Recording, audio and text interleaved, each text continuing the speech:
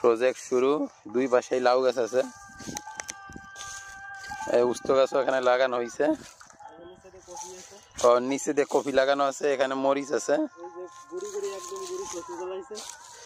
শস্যও লাগাইছে, হ্যাঁ মরিচ লাউ আচ্ছা। এখানে দেশি মাছের চাষ হচ্ছে। আমাদের একজন বড় ভাই আছে, সে এগ্রিকালচারে স্নাতক ডিগ্রি, সে মাঝে মাঝে ভিজিট করতে এখানে আসে, তার অনুপ্রেরণা নিয়েই